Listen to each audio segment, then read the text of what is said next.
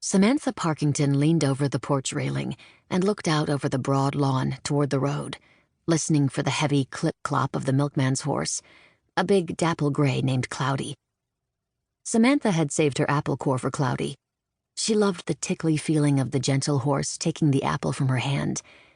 But so far the road was quiet and empty, except for two young men whizzing by on bicycles.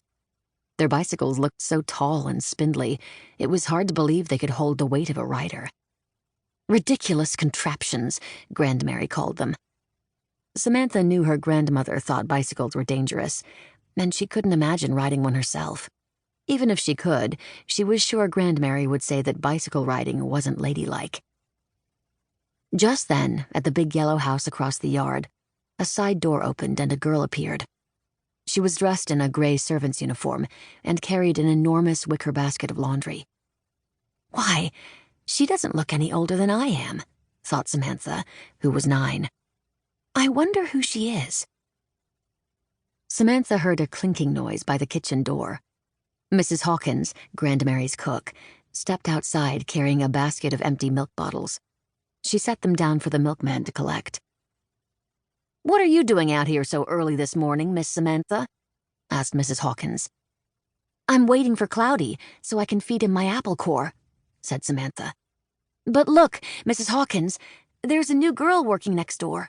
She seems awfully small to carry such a big basket by herself." "I'm sure she's accustomed to hard work," Mrs. Hawkins replied. "Not every child is as fortunate as you, Miss Samantha." Mrs. Hawkins went back into the kitchen. Samantha sighed. Sometimes she couldn't help feeling lonely. She loved her grandmother very much, but it wasn't the same as having a mother and father or brothers and sisters. Next door, the girl had begun hanging the laundry on long clotheslines. The heavy, wet sheets were much larger than she was, and she had to keep the sheets from touching the ground as she stood on a stool and clipped each sheet corner onto a clothesline with wooden pegs. Samantha hopped off the porch and crossed the yard to where the girl was working. "May I help?"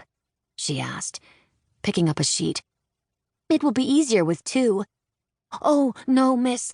I can do it myself," the girl said quickly. "You mustn't trouble yourself." "It's no trouble," said Samantha. "I'm just waiting for the milkman, so I might as well help you while I wait.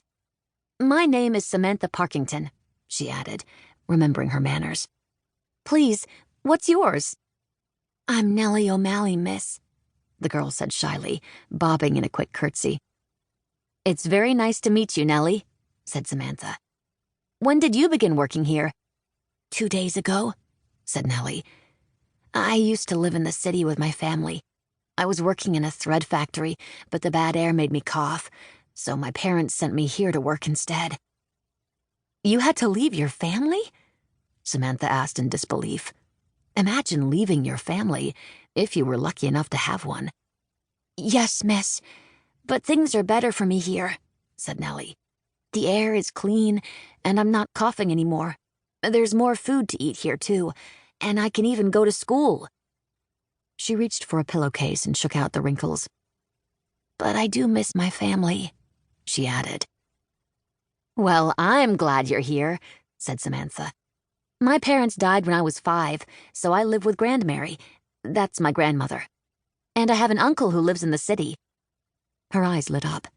"Say, I've just had the most wonderful idea, Nellie. The next time we go to the city to visit my uncle, you could come with us and visit your family." Nellie shook her head. "Oh, thank you, but no, miss. I don't think I'd be permitted to." Suddenly, Nellie went silent, and Samantha felt a hand gripping her shoulder. "Sakes alive, Miss Samantha, I've been looking all over for you." It was Elsa, Grandmary's maid, who loved to scold. "Your grandmother wants you. She won't be pleased to know that you've been hobnobbing with servant girls." Elsa jabbed a finger at Nellie.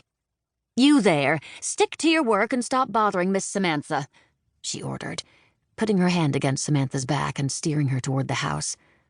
Samantha quickly tossed her apple core into the bushes and gave Nellie a sorry look. Elsa led Samantha into the parlor, where Grandmary was sitting in a high-backed chair.